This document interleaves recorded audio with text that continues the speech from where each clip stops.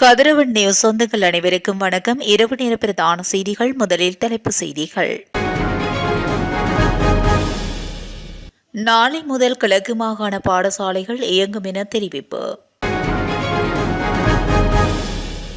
கொழும்புக்கு சென்ற பேருந்து கோர விபத்து, 14 பேர் மருத்துவமனையில். கட்டுநாயக்க விமான நிலைய முனையத்தில் வெடிப்பு சம்பவத்தால் பரபரப்பு. யாழ் சாரதிக்கு மயக்க மருந்து கொடுத்து கொள்ளை.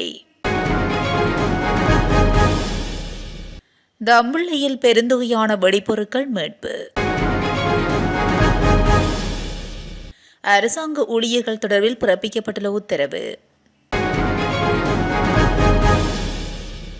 எரிபொருள் விலை குறைப்பு தொடர்பில் ஜனாதிபதி வெளியிட்டுள்ள தகவல். மன்னாரில் சடலமாக மீட்கப்பட்ட இளம்பெண். சதோசா விற்பனை நிலையத்தில் தீ விபத்து. நாடாளுமன்ற உறுப்பினர் செல்வம் அடைக்கலநாதனை கைது செய்ய நீதிமன்ற உத்தரவு. காசா போர் நிறுத்தத்தை வரவேற்கும் இலங்கை, வெளியான அறிக்கை. தொடர்பான விரிவான செய்திகள். கிழக்கு மாகாணத்தில் மூடப்பட்ட அனைத்து பாடசாலைகளையும் நாளை முதல் மீண்டும் திறக்க தீர்மானிக்கப்பட்டுள்ளது. நிலவும் மோசமான வானிலை காரணமாக மாகாணத்தில் உள்ள அனைத்து பாடசாலைகளையும் இன்று மூடுவதற்கு தீர்மானிக்கப்பட்டிருந்தது. எனினும் அனைத்து பாடசாலைகளின் நாளை முதல் மீண்டும் திறக்கப்பட்டு வலிமை போல் இயங்கும் என கிழக்கு மாகாண ஆளுநர் பேராசிரியர் ஜெயந்தலால் ரத்னசேகர தெரிவித்துள்ளார். மட்டக்களப்பு காத்தான்குடியிலிருந்து கொழும்பு நோக்கி பயணித்த பஸ் ஒன்றே விபத்துக்குள்ளாகியுள்ளதாக போலீசார் தெரிவித்தனர். சேருநுவர போலீஸ் பிரிவில் இடம்பெற்ற பஸ் விபத்தில் 14 பேர் காயமடைந்துள்ளதாக போலீசார் தெரிவித்தனர்.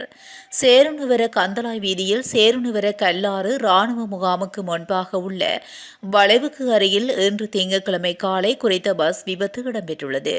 நிலவும் சீரற்ற வானிலை காரணமாக குறித்த பஸ் வீதியை விட்டு விலகி வீதியின் ஓரத்தில் இருந்த மரத்துடன் மோதி விபத்துக்குள்ளாகியுள்ளது.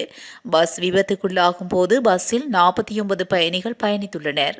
விபத்து காரணமாக காயமடைந்த பஸ் சாரதி, பஸ் நடத்துனர் உட்பட 14 பேர் சிகிச்சைக்காக சேருநுவர வைத்தியசாலையில் அனுமதிக்கப்பட்ட போதும் சாரதியும் 9 பயணிகளும் மேலதிக சிகிச்சைக்காக திருகோணமலை வைத்தியசாலைக்கு மாற்றப்பட்டுள்ளனர்.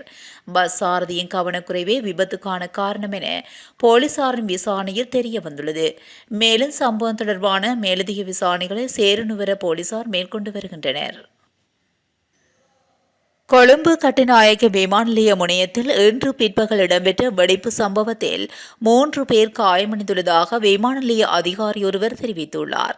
விமான நிலையத்தில் விலங்குகள் மற்றும் பறவைகளினால் ஏற்படும் ஆபத்துகளை கட்டுப்படுத்தும் கட்டுப்பாட்டு பிரிவினர் கட்டுநாயக்க விமான நிலைய முனையத்துக்கு அருகில் கூட்டமாக பறந்து தெரிந்த பறவை கூட்டத்தை விரட்டுவதற்காக வானத்தை நோக்கி துப்பாக்கி சூடு நடத்தியுள்ளனர். இந்நிலையில் எதிர்பாராத விதமாக குறித்த துப்பாக்கி சூடு விமான நிலைய விலங்குகள் மற்றும் பறவைகளின் ஆபத்து கட்டுப்பாட்டு பிரிவினர் பயணித்த கெப் வாகனத்தின் மீது விழுந்து வெடித்துள்ளது. இதனால் கெப் வாகனத்தில் இருந்த ஏனைய வெடிப்பொருட்களும் வெடித்து சிதறியதனால் பரபரப்பு ஏற்பட்டுள்ளது. வெடிப்பு சம்பவத்தால் கெப் வாகனத்தில் இருந்த 3 அதிகாரிகள் காயமடைந்த நிலையில் சிகிச்சைக்காக நேர்கொழும்பு பொது வைத்தியசாலையில் அனுமதிக்கப்பட்டுள்ளனர். யாழ்ப்பாண வாகன சாரதிக்கு மயக்க மருந்து கொடுத்து சாரதியின் 5 பவுன் நகைகள் கொள்ளையடிக்கப்பட்டுள்ள சம்பவம் அதிர்ச்சியை ஏற்படுத்தியுள்ளது. யாழ் நகர் பகுதியில் கனரக வாகனத்தில் வாடகை சேவையில் ஈடுபட்டு வரும் சாரதி ஒருவரின் நகைகளே நேற்றைய தினம் கொள்ளையடிக்கப்பட்டுள்ளது. சம்பவம் தொடர்பில் மேலும் தெரிய வருகையில், வாகன வாடகை திரைப்படத்துக்கு வந்த இருவர் கிளிநொச்சி பகுதியிலிருந்து பொருட்களை ஏற்றி வர வேண்டும் என்று கூறி வாகனத்தை வாடகைக்கு அமர்த்தி கிளிநொச்சி நோக்கி பயணித்துள்ளனர். இதன்போது பரந்தன் பகுதியில் வீதியோரமாக வாகனத்தை நிறுத்த கோரி அப்பகுதியில் உள்ள கடையொன்றில் குளிர்பானம் வாங்கி சாரதிக்கு குடிப்பதற்கு வழங்கியுள்ளனர்.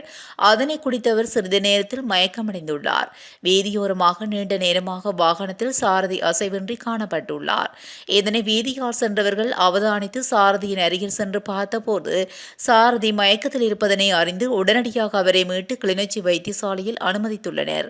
கிளிநொச்சி வைத்தியசாலையில் அனுமதிக்கப்பட்டு சிகிச்சை அளிக்கப்பட்ட பின்னரே சாரதி சுயநினைவுக்கு வந்துள்ளார். அதன் பின்னரே தனது நகைகள் கொள்ளையடிக்கப்பட்டதை அறிந்து சம்பவம் தொடர்பில் போலீஸ் நிலையத்தில் முறையிட்டுள்ளதாக தெரிய வருகின்றது. தம்புள்ளை பிரதேசத்தில் வைத்து நபரொருவரிடமிருந்து பெருந்தொகையான வெடிப்பொருட்கள் மீட்கப்பட்டுள்ளதாக போலீசார் தெரிவித்துள்ளனர். தம்புள்ளை போலீசாருக்கு கிடைத்த தகவல் ஒன்றின் பிரகாரம் தம்புலகம பிரதேசத்தில் மேற்கொள்ளப்பட்ட தேடுதல் ஒன்றின் போது இந்த வெடிப்பொருட்கள் மீட்கப்பட்டுள்ளது. டைனமைட் உள்ளடக்கிய ஜெல்குச்சிகள் 8, டெட்டனேட்டர்கள் 10, அமோனியா 500 கிராம் என்பனவே இவ்வாறு கைப்பற்றப்பட்டுள்ளன. சம்பவத்துடன் தொடர்புடைய சந்தேகத்தின் பேரில் தமிழகம பிரதேசத்தை சேர்ந்த 34 வயதுடைய நபர் ஒருவர் கைது செய்யப்பட்டுள்ளார். சம்பவம் தொடர்பான மேலதிக விசாரணைகளை தம்புள்ளை போலீசார் முன்னெடுத்துள்ளனர். அரசு சேவையில் புதிய ஆட்சேர்ப்புகளுக்கான கோரிக்கைகளை விடுப்பதற்கு முன்னர் ஒவ்வொரு அரசு நிறுவனத்திலும் உள்ள பணியாளர்கள் நிலை குறித்து மதிப்பாய்வு செய்யுமாறு உத்தரவிடப்பட்டுள்ளது. இது தொடர்பில் அனைத்து அமைச்சு செயலாளர்கள், மாகாண தலைமை செயலாளர்கள், திணைக்கள பிரதானிகள் மற்றும் சட்டப்பூர்வ அமைப்புகளின் தலைவர்களுக்கும் பிரதமரின் செயலாளர் எழுத்துப்பூர்வமாக அறிவித்துள்ளார். அரசு சேவையில் ஆட்சேர்ப்பு செயல்முறை மற்றும் பணியாளர் மேலாண்மையை மறு ஆய்வு செய்வதற்காக நியமிக்கப்பட்ட குழுவுக்கு இது தொடர்பான மதிப்பாய்வு குறித்து தெரிவிக்கப்பட வேண்டும் எனவும் அந்த கடிதத்தில் தெரிவிக்கப்பட்டுள்ளது. தற்போது வரையில் ஊழியர்களால் அங்கீகரிக்கப்பட்ட புதிய தகவல் தொழில்நுட்பத்தை மையப்படுத்தி இலத்திரனியல் அரசு சேவை அணுகுமுறை மற்றும் புதிய மனிதவள மேலாண்மை முறை மூலமாக சரியான மனிதவள மதிப்பீடு மேற்கொள்ளுமாறு சுட்டிக்காட்டப்பட்டுள்ளது. வரையறுக்கப்பட்ட நிதியிடத்திற்குள் ஊழியர்களின் எண்ணிக்கையை விரிவுபடுத்தாமல் அத்தியாவசிய ஆட்சேர்ப்புகளை செய்வதற்கான அதிகாரம் குறித்த குழுவிற்கு வழங்கப்பட்டுள்ளதாக பிரதமரின் செயலாளர் பிரதீப் சபுதந்திரியினால் அனுப்பப்பட்ட கடிதத்தில் கூறப்பட்டுள்ளது. எரிபொருள் விலைகளை குறைப்பதற்கான சாத்தியக்கூறுகளை விரைவில் பரிசீலிக்க சம்பந்தப்பட்ட தரப்பினருடன் கலந்துரையாடல்கள் நடத்தப்படும் என ஜனாதிபதி அனுரகுமார திசாநாயக்க தெரிவித்துள்ளார். களுத்துறை கட்டு கருந்தவில நேற்றைய தினம் இடம்பெற்ற கூட்டம் ஒன்றில் கலந்து கொண்டு உரையாற்றும் போதே ஜனாதிபதி இதனை குறிப்பிட்டுள்ளார். எவ்வாறாயினும் எரிபொருள் விலைகளை குறைப்பதற்கு சிறிது நேரம் எடுக்கும் என தெரிவித்த ஜனாதிபதி இலங்கை பெட்ரோலிய கூட்டுத்தாபனத்தின் கடனை திரைசேரி உள்வாங்கிய பிறகு எரிபொருளுக்கு ஒரு பாரிய வரி விதிக்கப்பட்டுள்ளதாக கூறியுள்ளார்.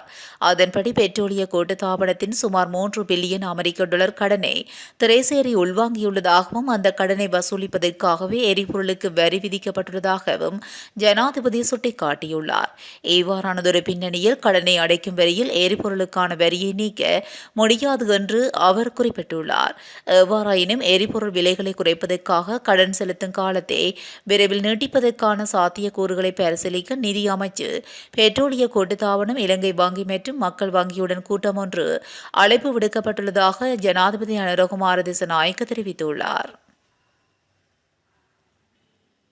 மன்னாரில் தொடருந்து கடவை அருகில் இளம்பெண் ஒருவரின் சடலம் மீட்கப்பட்டுள்ளதாக காவல்துறையினர் தெரிவித்துள்ளனர்.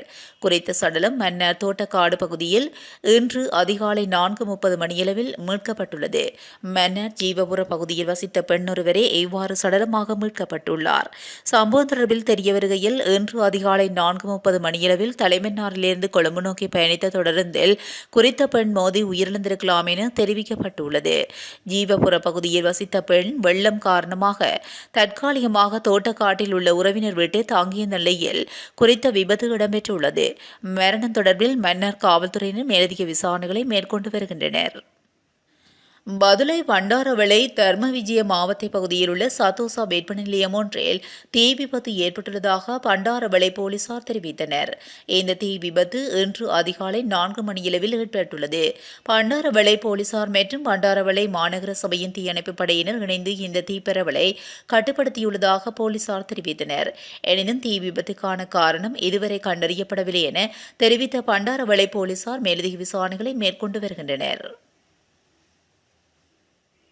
வன்னி மாவட்ட நாடாளுமன்ற உறுப்பினர் செல்வம் அடைக்கலநாதனை உடனடியாக கைது செய்து நீதிமன்றத்தில் முன்னிலைப்படுத்துமாறு அனுராதபுரம் மேல் நீதிமன்ற நீதிபதி லக்மாலே கேவா வஷம் உத்தரவிட்டுள்ளதாக தகவல் வெளியாகியுள்ளது.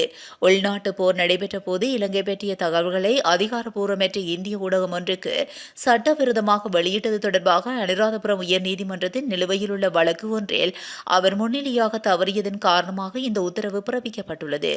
இதேவேளை இந்தியாவில் நடைபெற்ற விழா ஒன்றில் பங்கேற்பதற்காக சென்றிருந்தமையினால் நீதிமன்றில் முன்னிலையாகவில்லை என அவர் தரப்பு வழக்கறிஞர் மன்றில் தெரிவித்திருந்தார்.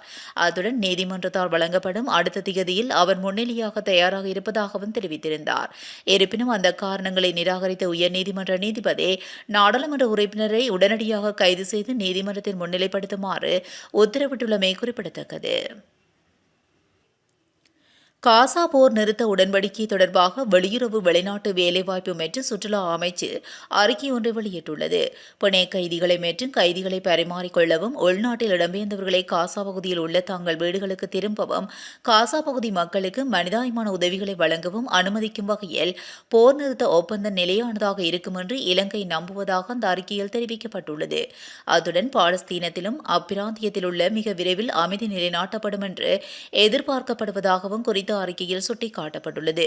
இஸ்ரேல் காசா இடையே கடந்த 2023 ஆண்டு அக்டோபர் மாதம் 7ஆம் தேதி போர் ஆரம்பமான அன்று இஸ்ரேலுக்குள் ஊடுருவிய ஹமாஸ் அமைப்பு 1200க்கும் மேற்பட்டோரை சுட்டுக் கொன்றதுடன் 250 இஸ்ரேலிய மக்களை பணைய கைதிகளாக பிடித்து சென்றுள்ளது.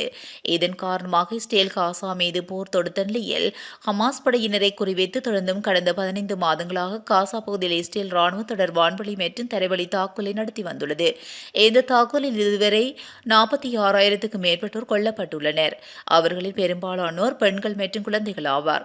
காசா நகரத்தில் உள்ள குடியிருப்புகள், கட்டிடங்கள் என அனைத்தையும் இஸ்ரேல் படைகள் இடித்து தரைமட்டமாக்கியுள்ள நிலையில் இஸ்ரேல் காசா இடையே போர் நிறுத்தத்தை மேற்கொள்ள உடன்படிக்கையை மேற்கொள்ளப்பட்டுள்ளமை குறிப்பிடத்தக்கது. இத்துடன் இலங்கையின் இரவு நேர பிரதான செய்திகள் நிறைவடைகின்றன. தொடர்ந்தும் செய்திகளோடு இணைந்திருக்க கதிரவன் நியூஸுடன் இணைந்திருங்கள். நன்றி, வணக்கம்.